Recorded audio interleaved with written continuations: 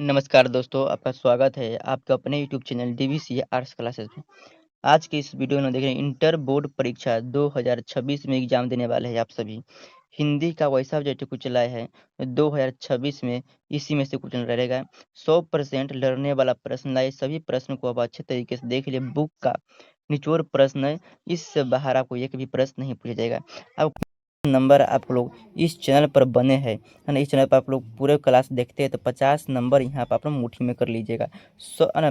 50 objective question इस class में कराने वाले, ये जितना भी करा रहे हैं ना, जितना भी क्वेश्चन करा रहे हैं चुपके से आप लोग अच्छे तरीके से याद कर लीजिए। इसका पीडीएफ हमारे टेलीग्राम ग्रुप में दे देंगे, आप लोग टेलीग्राम ग्रुप को ज्वाइन कर लीजिएगा, ठीक है ना। 100% गारंटी है, इस आप चैनल से जुड़े हैं तो 100% गारंटी है, इससे बाहर एक भी प्रश्न नहीं आएगा जितना भी हम कराएंगे। तो जितना भी वीडियो दे रहे हैं सभी वीडियो आप लोग सिर्फ देख कर जाइए, याद कर जाइए, और पीडीएफ आपको अपने टेलीग्राम ग्रुप में दे देंगे। चलिए, अगर पहला क्वेश्चन है, 50 में से आप लोग 30 प्लस ऑब्जेक्टिव क्वेश्चन को सही कर दिखाना है आप सभी को। चलिए, पहला क्वेश्चन आपका है, ठीक है ना। पहला क्वेश्चन यहाँ पर है बातचीत, है ना। बातचीत किस विधा की रचना है? बातचीत किस विद्या की रचना है? तो याद रखिएगा, बातचीत कौन सी विधा है? तो एक ललित निबंध है, ऑप्शन आपका डी से मिल जाएगा। एक ललित निबंध कौन सा है? तो बातचीत। ललित निबंध कौन सा है? बातचीत। ये भी ऐसा भी पूछ सकता है, ठीक है ना। इनमें से निम्नलिखित में से कौन ललित निबंध है? तो उस ऑप्शन में दिया रहेगा बातचीत, तो बातचीत पर वो टिक लगाना है, ठीक है ना। चलिए, अब बातचीत के लेखक कौन है आप लोग कमेंट बॉक्स में बताइए। बातचीत के लेखक कौन है? बालकृष्ण भट्ट। बालकृष्ण भट्ट। चलिए, अगला क्वेश्चन है, बालकृष्ण भट्ट का जन्म कब हुआ था? बालकृष्ण भट्ट का जन्म, है ना, 23 जून 1844 ईस्वी में बालकृष्ण भट्ट का जन्म हुआ था। 23 जून 1844 ईस्वी में बालकृष्ण भट्ट का जन्म हुआ था। ऑप्शन का बी बिल्कुल सही जवाब मिल जाएगा। अगला क्वेश्चन है, बालकृष्ण भट्ट की रचना निम्न में से कौन सी है? तो बालकृष्ण भट्ट की रचना निम्नलिखित में से कौन सी है? तो बातचीत है। बातचीत बालकृष्ण भट्ट की रचना है। ऑप्शन आपका ए आपका बिल्कुल सही जवाब मिल जाएगा। अगला क्वेश्चन देखते हैं, बालकृष्ण भट्ट किस काल के रचनाकार है? तो बालकृष्ण भट्ट अब किस काल के रचनाकार है? तो आधुनिक काल के रचनाकार है। ऑप्शन आपका डी बिल्कुल सही जवाब मिल जाएगा। आधुनिक काल के रचनाकार, है ना, बालकृष्ण भट्ट है। अगला क्वेश्चन है, 5 नंबर क्वेश्चन है, हिंदी कहानी के विकास में मील के पत्थर कौन सी कहानी को मानी जाती है? हिंदी कहानी के विकास में मील के पत्थर कौन सी कहानी मानी जाती है? तो उसने कहा था कहानी को मील के पत्थर के रूप में मानी जाती है। ऑप्शन का ए आपका सही जवाब मिल जाएगा। मील के पत्थर के रूप में किस कहानी को जानते हैं? तो उसने कहा था कहानी के कहानीकार कौन है? आप लोग कमेंट बॉक्स में बताइए। चलिए, अगला क्वेश्चन है, उसने कहा था कहानी में किस युद्ध का उल्लेख किया गया है? उसने कहा था कहानी में किस युद्ध का उल्लेख है? किसने युद्ध का उल्लेख किया गया? तो प्रथम विश्व युद्ध का उल्लेख किया गया। ऑप्शन का ये सही जवाब मिला, प्रथम विश्व युद्ध का उल्लेख किया गया है। अगला क्वेश्चन है, उसने कहा था कहानी में किस शहर का चित्रण किया गया? है ना, शहर का उल्लेख किया गया, किस शहर का चित्रण किया गया उसने कहा था कहानी में? तो अमृतसर का। ऑप्शन आपका ये सही मिलेगा, अमृतसर का। अगला क्वेश्चन है ना, अगला क्वेश्चन देखते हैं। 8 नंबर क्वेश्चन है, सिख राइफल के जमेदार लहना सिंह का नंबर क्या था? सिख राइफल के जमेदार लहना सिंह का नंबर, है ना, 77 था। ऑप्शन का ए सही मिलेगा, 77 था। अगला क्वेश्चन है, चंद्रधर शर्मा गुलेरी, है ना, चंद्रधर शर्मा किस चैप्टर का लेके है? तो उसने कहा था कहानी के चैप्टर को किस, है ना, कहानीकार कौन है? तो चंद्रधर शर्मा गुलेरी, ठीक है। तो चंद्रधर शर्मा गुलेरी किस युग के कहानीकार है? चंद्रधर शर्मा गुलेरी किस युग के कहानीकार है? तो द्विवेदी युग के कहानीकार है। ऑप्शन का ये सही जवाब मिल जाएगा, द्विवेदी युग के, है ना, कहानीकार है। ऑप्शन का ये सही जवाब मिल जाएगा। अगला क्वेश्चन देखते हैं, उसने कहा था, है ना, उसने कहा था किस प्रकार की कहानी है? तो उसने कहा था किस प्रकार की कहानी है? तो क्रम प्रधान कहानी है। ऑप्शन का बी से मिल जाएगा, क्रम प्रधान, है ना, कहानी। ऑप्शन का बी बिल्कुल सही जवाब मिल जाएगा। अगला क्वेश्चन 11 नंबर, चैनल को अभी तक आप लोग सब्सक्राइब नहीं किए, चैनल को आप लोग सब्सक्राइब कर दीजिएगा, बेल आइकन दबा लीजिएगा। अपने दोस्तों के पास शेयर नहीं किए तो अपने दोस्तों के पास शेयर कर दीजिएगा। चलिए, और क्लास को, है ना, जितना क्लास करा रहे हैं सभी क्लास को देख लेते हैं। 100% गारंटी है, इससे बाहर आपको एक भी प्रश्न नहीं आएंगे, ये गारंटी है। चलिए, पहला क्वेश्चन आपका, जयप्रकाश नारायण के रचनाकार कौन, है ना, का नाम क्या है? जयप्रकाश नारायण के रचना का नाम क्या है ना, रचना का नाम क्या है, संपूर्ण क्रांति ऑप्शन का ए है ना, बी सही है, संपूर्ण क्रांति है ना, किसने लिखा है, तो जयप्रकाश नारायण ने। अगला क्वेश्चन, दलविहीन लोकतंत्र किसके मूल उद्देश्य में है, तो दलविहीन लोकतंत्र किसके मूल उद्देश्य में है, तो मार्क्सवादी तथा लेनिनवादी के उद्देश्य में है। ऑप्शन का बी सही मिलेगा, ऑप्शन का बी सही मिलेगा। अगला क्वेश्चन देखते हैं, जयप्रकाश नारायण को भारत की जनता किस नाम से याद करती है, जयप्रकाश नारायण को भारत की जनता किस नाम से याद करती है, तो लोकनायक के नाम से याद करती है। ऑप्शन का ये है ना, सी सही मिलेगा, भारत की जनता जयप्रकाश नारायण को किस नाम से याद करती है, तो लोकनायक के, ऑप्शन का सी सही मिलेगा। अगला क्वेश्चन है, 1974 में छात्र आंदोलन का नेतृत्व किसने किया था, 1974 में छात्र आंदोलन का नेतृत्व किसने किया, जयप्रकाश नारायण, ऑप्शन का बी सही मिलेगा, जयप्रकाश नारायण ने नेतृत्व किया था। कहाँ पर नेतृत्व किया था, तो पटना के गांधी मैदान से, है ना। अगला क्वेश्चन है, भाषण कहाँ दिया था, तो पटना के गांधी मैदान में 5 जून 1974 को भाषण दिया था। अगला क्वेश्चन है, हिंदी है ना, दिनकर जी की है ना, दिनकर जी पहली काव्य पुस्तक कौन सी है, दिनकर जी की पहली काव्य पुस्तक कौन सी है, तो याद रखिए दिनकर जी की पहली काव्य पुस्तक आपको हो जाएगा प्रभंग, ऑप्शन का है ना, डी से मिलेगा प्रभंग, ऑप्शन का डी बिल्कुल सही मिल जाएगा, प्रभंग इसके पुस्तक है। चलिए अगला कुछ देखते हैं, रामधारी सिंह दिनकर की है ना, रामधारी सिंह दिनकर की रचना कौन सी है, तो रामधारी सिंह दिनकर की रचना अर्धनारीश्वर, ऑप्शन का डी सही मिलेगा, अर्धनारीश्वर है, ऑप्शन का डी बिल्कुल सही मिलेगा। अगला कुछ देखते हैं, अर्धनारीश्वर किसका कल्पित रूप है ना, अर्धनारीश्वर किसका कल्पित रूप है, शिव और पार्वती का कल्पित रूप है, ऑप्शन का ए सही मिलेगा, शिव और पार्वती का कल्पित रूप है अर्धनारीश्वर। अगला कुछ देखते हैं, अगला क्वेश्चन है, प्रेमचंद्र थे, प्रेमचंद्र क्या थे, तो प्रेमचंद्र एक कथाकार है, ऑप्शन का बी से मिल जाए, प्रेमचंद्र एक कथाकार है।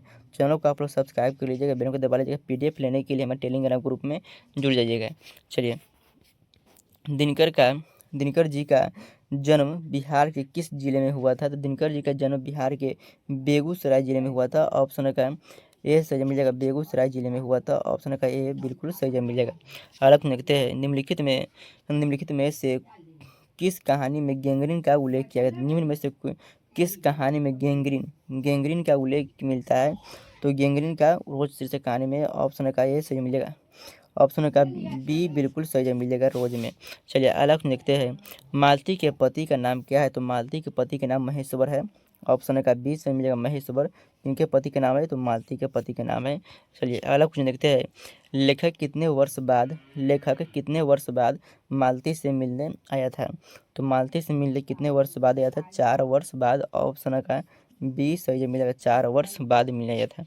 अगला क्वेश्चन है, नदी के द्वीप किसकी रचना है, तो नदी के द्वीप किसकी रचना है, तो याद रखिए नदी के द्वीप का हो जाएगा, नदी के द्वीप है ना, अज्ञ की रचना है, ऑप्शन का बी सही मिलेगा, नदी के द्वीप किनकी रचना है, तो अज्ञ की रचना है, याद रखिएगा। अगला क्वेश्चन देखते हैं, रोज इनमें से क्या है, रोज इनमें से क्या, रोज जो है इनमें से क्या है, तो एक कहानी है, रोज एक कहानी है, ऑप्शन का बी सही मिलेगा, रोज एक क्या है, कहानी है। अगला क्वेश्चन है 25 नंबर, अज्ञ के पिता का नाम क्या था, तो अज्ञ के पिता का डॉक्टर हीरानंद शास्त्री, अज्ञ के पिता का नाम है डॉक्टर हीरानंद शास्त्री, तो अज्ञ के पिता का नाम है। ठीक है, तो आप लोग यहाँ तक आप लोग कितना सब्जेक्ट में 25 सब्जेक्ट को कराए है ना, 25 सब्जेक्ट को कराए है, 25 में से अभी तक आप कितना सही किए है ना, 25 में से अभी तक कितना सही किया आप लोग कमेंट बॉक्स में बताइए। तब तक आइए क्वेश्चन में देखते हैं, ठीक है ना। चलिए 26 नंबर क्वेश्चन है, भगत सिंह की रचना निम्न में से कौन है, तो भगत सिंह की रचना निम्न में से कौन सी है, तो एक लेख और एक पत्र, ऑप्शन का बी से मिलेगा, एक लेख और एक पत्र भगत सिंह की रचना है।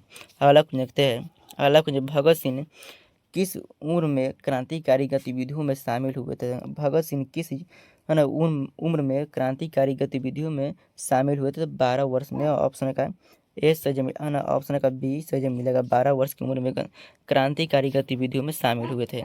1914 में भगत सिंह किस पार्टी की ओर आकर्षित हुए, 1914 में भगत सिंह किस पार्टी की ओर आकर्षित हुए थे, तो गदर पार्टी की ओर आकर्षित हुए थे, ऑप्शन का डी सही मिलेगा, भगत सिंह 1914 में किस पार्टी की ओर आकर्षित हुए थे, तो गदर पार्टी की ओर। भगत सिंह का है ना है ना भगत सिंह का संपूर्ण परिवार क्या था? तो भगत सिंह का संपूर्ण परिवार जो है वो स्वतंत्रता सेनानी था। ऑप्शन का सी से में स्वतंत्रता सेनानी था।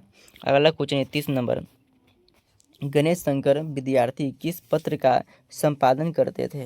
तो गणेश शंकर विद्यार्थी किस पत्र का संपादन करते थे? तो गणेश है ना शंकर विद्यार्थी किस पत्र का संपादन करते थे? तो प्रताप, ऑप्शन का डी से मिलेगा, प्रताप का संपादन करते थे। ऑप्शन का डी बिल्कुल सही है, मिलेगा।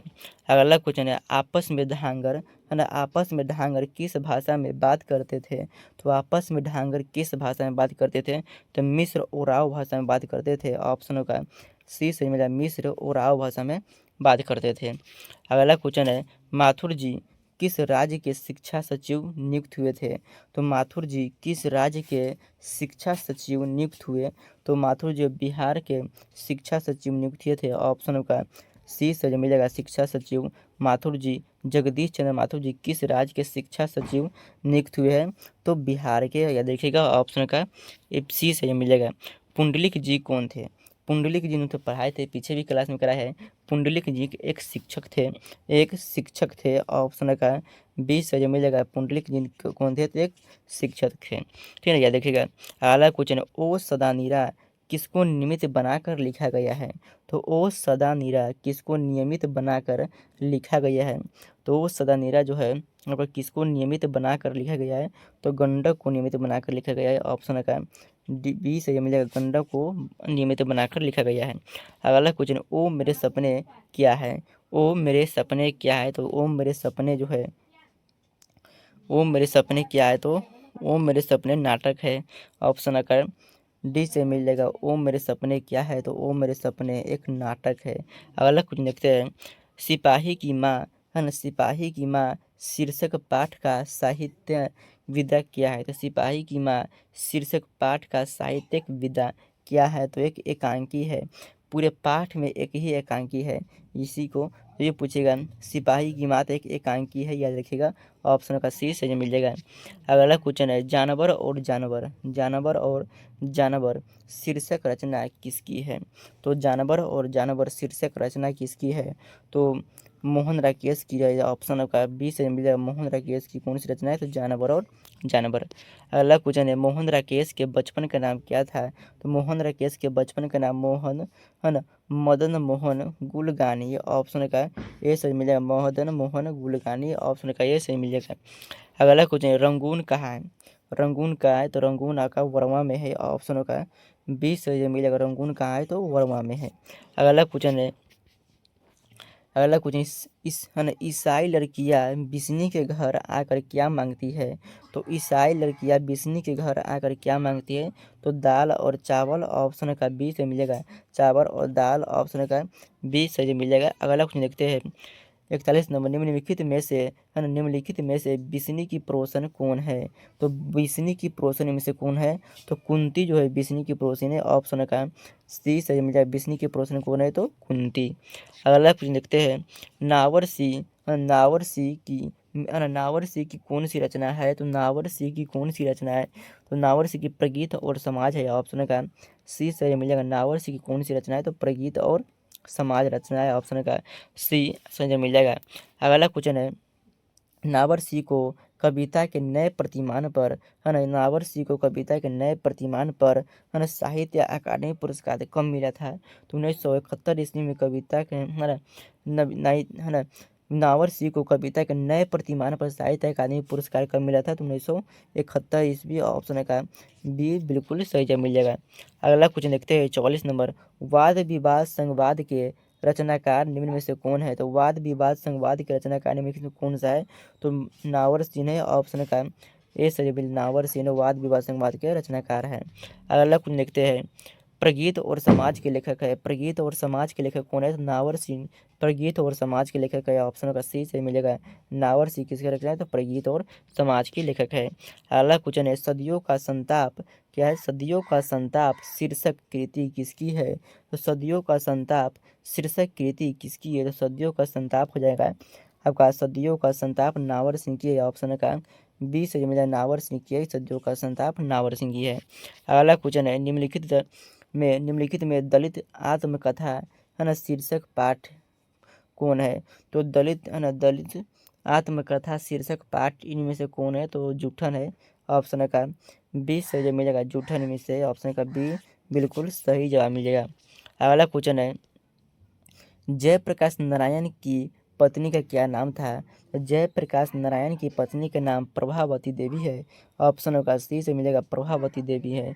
चलिए अगला क्वेश्चन है, प्रभावती देवी जयप्रकाश नारायण की पत्नी का नाम है। ऑप्शन का सी से मिलेगा। अगला क्वेश्चन है, स्कूल के हेड मास्टर का नाम क्या था? स्कूल के हेड मास्टर का नाम पूछा गया आपसे। तो स्कूल के हेड मास्टर का नाम है कलीराम या बलीराम? तो कलीराम है। ऑप्शन का सी है ना, बी से मिलेगा है ना, बलीराम है ना, बली नहीं कलीराम स्कूल के हेड मास्टर के नाम है। ऑप्शन का बी बिल्कुल सही जवाब मिलेगा। अगला क्वेश्चन है ना, अगला क्वेश्चन है, दलित साहित्य का है ना, दलित साहित्य का सौंदर्य शास्त्र के है ना, दलित साहित्य का सौंदर्य शास्त्र के रचनाकार इनमें से कौन है? तो दलित साहित्य का सौंदर्य शास्त्र के रचनाकार इनमें से कौन है? तो दलित साहित्य का सौंदर्य शास्त्र इनमें से कौन है? तो वो ओम प्रकाश वाल्मीकि। ऑप्शन का है ना, ऑप्शन का डी से मिलेगा, ओम प्रकाश वाल्मीकि। चलिए बाल कृष्ण भट्ट जो है ना, ऐसे कोई क्वेश्चन पूछे कमेंट बॉक्स में इसका आंसर दीजिएगा, कमेंट बॉक्स में इसका आंसर दीजिएगा। बाल कृष्ण भट्ट किस पत्रिका का संपादन किया था? बाल कृष्ण भट्ट किस पत्रिका का है ना, किस है ना, किस पत्रिका का संपादन किया था ना, किस पत्रिका किस पत्रिका का संपादन किया था? ये देखिए, आप लोग इस क्वेश्चन को आप लोग कमेंट बॉक्स में जरूर आंसर बताइएगा। चलिए और इसका आंसर हमारे यहाँ पर आपको दे दिया है, ये सभी आंसर आपको नीचे पर दे दिया है, किसका PDF आप टेलीग्राम ग्रुप में डाल देंगे, आप लोग ले लीजिएगा, ठीक है ना। चलिए चैनल को अभी तक आप लोग सब्सक्राइब नहीं किए तो आप लोग चैनल को आप लोग सब्सक्राइब कर लीजिए, बेल को दबा लीजिए, अपने दोस्तों के पास शेयर कर दीजिएगा। वीडियो को लाइक नहीं किए तो वीडियो को आप लोग लाइक कर दीजिएगा। जय हिंद, धन्यवाद। मिलते हैं अगले क्लास में। और 2026 की बेहतर तैयारी इस चैनल पर आप लोग कराया जाएगा। आप ऑब्जेक्टिव आपको 100% 50 बनाना रहता है, 100 में से 50 यहाँ से फिक्स हो जाएगा, मुट्ठी में कर लीजिएगा, ठीक है ना। तो जय हिंद, मिलते हैं अगले क्लास में।